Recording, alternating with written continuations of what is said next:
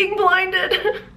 Hi guys, welcome back to my channel. How are you today? I'm Lauren, if you're new here. Sorry if the lighting looks weird, I'm fighting the sunlight right now. It's fine, okay? If you're watching this video and you're not subscribed, what are you doing? Click that subscribe button. I got a lot of great things coming your way. Okay. So, Taylor Swift has forever and always written songs about my life. Like, that is how it has always felt. I've always been a year younger than her, so I've kind of like grown up alongside of her. I've always had her there throughout any part of my life that I had a struggle with. I can think of like 3 or 4 serious breakups in my life that Taylor Swift has single-handedly gotten me through. For example, when We Are Never Ever Getting Back Together came out, I was going through a horrible on-again, off-again breakup, and I'll literally never forget the day. I was driving back up to my college town, Boulder, Colorado, and I was thinking of calling my ex, and I was just feeling weak at the time, you know, we've all been there. And then I turned the radio on, and guess what I heard? I remember when we broke up the first time. Oh, thank you, girl. This is done. This is over once and for all. Like,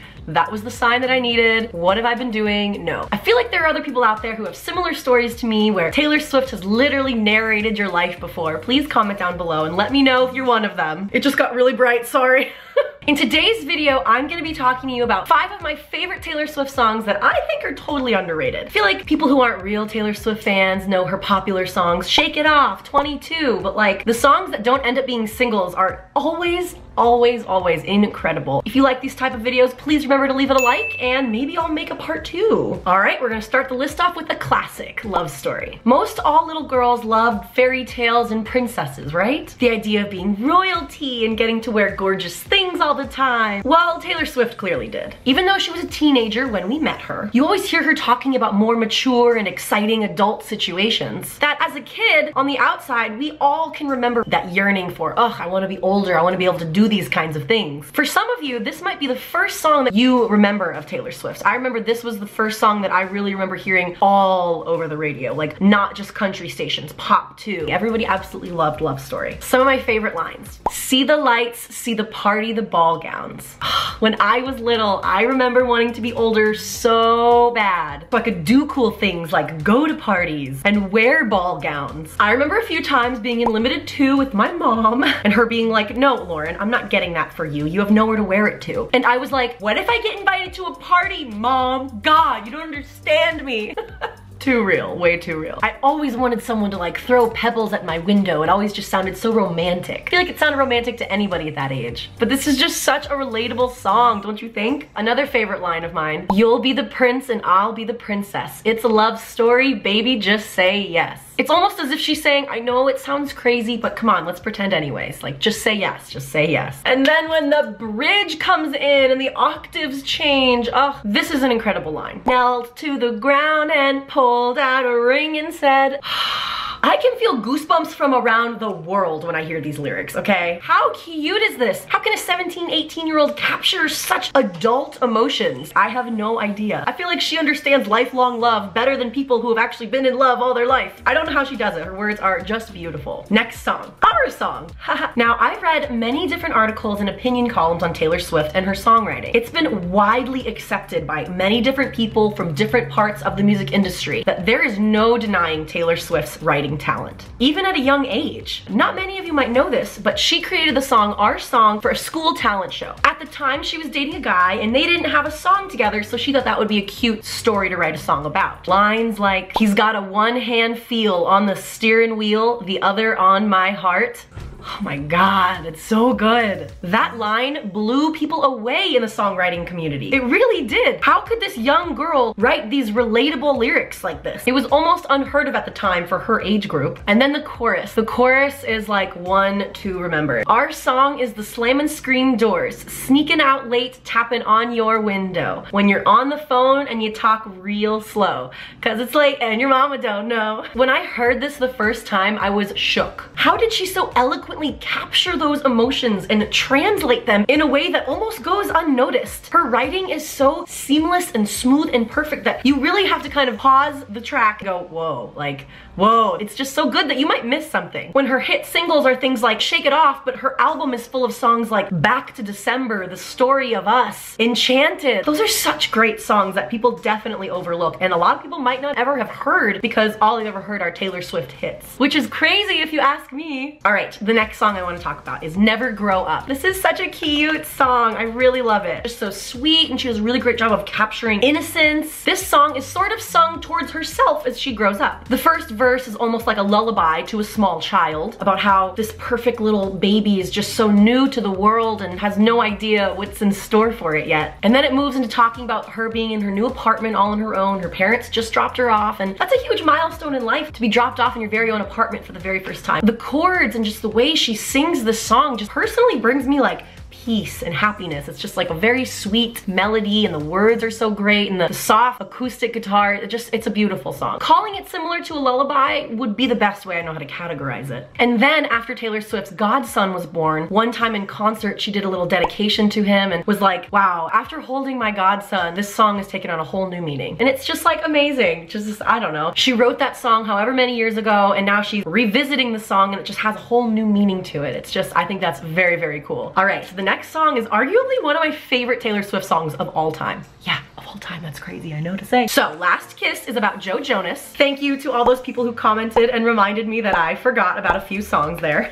This might sound insensitive, but I think things happen for a reason, and thank God for the Jonas Brothers. I mean, seriously, if it weren't for them, Joe wouldn't have been put on the map, Joe never would have met Taylor, Joe wouldn't have broken Taylor's heart, and Taylor never would have written these amazing, amazing songs. Now, if you've ever been through a breakup, then Last Kiss will without a doubt hit you right in the heartstrings. Those lyrics, the situation she describes, it's just so heartbreaking and so real. I can actually feel her sadness when I listen to this song. She's got some really great lines in this song. The look on your face lit through the darkness at 1:58. If you've ever had a fight with someone that lasted hours and hours and hours until the sun came up, then these lyrics definitely resonate with you. Another line that's really great. The beat of your heart, it jumps through your shirt, I can still feel your arms. Oh my God. There's something so poetic about Taylor Swift's songwriting, and I can never put my finger on it. It's just a beautiful sentence. But I think my favorite lyric of the entire song has got to be that chorus though. All that I know is I don't know how to be something you miss. Never thought we'd have a last kiss. I get choked up just reciting these lyrics. Every word in this song is just so full of emotion and heartbreak that if you've ever been in a relationship or loved someone, anyone at all, then you understand the pain she's feeling. And then that last verse with that bridge is just so killer and beautiful. When you finally get distance from a breakup, when you finally get time and space from a breakup, and you still have those lingering feelings, that last verse is just beautiful. And I hope the sun shines and it's a beautiful day, and something reminds you you wish you had stayed. You can plan for a change in the weather or time, but I never planned on you changing your mind. Oh, I can't get over it. It's just, I love talking about Taylor Swift because of lyrics like that. How did you come up with this? It's powerful, it's powerful. Talking about sitting on the floor in your clothes, like that is just so relatable when you miss someone and you wear their clothing. Again, the way she puts words together is truly a gift, and everything happens for a reason, and there's a reason why she's met all these people and she's written these songs about them. And I think it's unfair that the media makes fun of her for talking about people she's been with, because everybody does that, every artist does that. She's just better at it. They're all just great pieces of music. And she was like 19 years old writing these songs, maybe even younger. When you're able to feel something so deeply and have the ability to so eloquently express it in words and through song, you are truly a gifted individual. I've tried songwriting before. I'm musical, I sing, I play guitar, but man, songwriting is really hard. My iPhone is full of unfinished songs and random rhymes that will never result into anything. Huge props and kudos to all the amazing songwriters out there, by the way. Now, the last song I want to talk about is a good classic.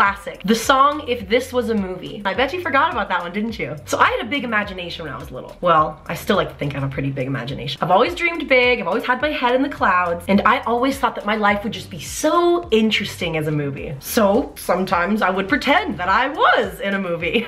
Don't judge me, okay? The way Taylor is able to weave childhood dreams in with sophisticated rhymes and words that just sound so good together, it's like symphonic. Like, there's no other way I know how to describe it. I'm being a total fangirl right now, but it's true. This is how I really feel when I hear these lyrics. I'm just like, how is there so much complexity? Okay, very first verse is beautiful. Last night I heard my own heart beating, sounded like footsteps on my stairs. 6 months gone and I'm still reaching, even though I know you're not there. Her ability to make words that don't rhyme is like amazing. But the way she makes it sound good, it's just gorgeous. There's also a line in this song that kind of reminds me of Hey There Delilah from the Plain White Tees, if any of you know that song, when she says the line, locked up in your arms and our friends are laughing, because nothing like this has ever happened to them. It's just kind of this cute, like, haha, make fun of us, but they're all laughing because they're just a little bit jealous because of what we have and so special. And I think that's a really relatable topic. That brings you back to your first love, the first time you've ever felt this like amazing because of this other person, and I want to show them off to my friends and my family. I mean, the whole idea of the song, if this was a movie, that's so relatable to any dreamer out there in the world, because in our heads we just have this like expectation of how life should be, and you know, sometimes movies, romantic comedies will dictate how we think love should be, and obviously that's not the case. Things happen in life, people break up, people change their mind, and because life isn't a movie, you know, it's like any form of entertainment. We read a book, we watch a movie to be engulfed in someone else's story, and when it kind of happens to you, I feel like we project what we think would happen if we were in a movie. I just don't know if I could write amazing songs like she could. Well, this is just a video of me fangirling over Taylor Swift's lyrics. I hope you guys enjoyed it. I love that I have found these Swifties out there watching these videos of mine. I really appreciate it. Please let me know what other videos you would like me to do. Do you want me to cover Selena Gomez? Do you want me to cover other celebrity topics? I'm trying to figure out my path here on YouTube, and I have been absolutely loving that you guys have found me. I feel really good when I get these comments of people writing their ideas of what they thought that I missed in the Taylor Swift "Look What You Made Me Do" video. Thank you so much for commenting, for liking my videos, sharing them with your friends, and subscribing. But yeah, I'm fighting sunlight right here, so this is all that you get of me today. I'll get a ring light, I swear. Thank you guys so much for watching. If you like this video, please leave a like, and don't forget to subscribe to my channel. I can't believe how quickly my channel's been growing just because of Taylor Swift, so if you're watching right now and you're not subscribed, what are you doing? Click that subscribe button. I'm really cool, I swear. Thanks so much for watching, guys, and I'll see you next time. Bye!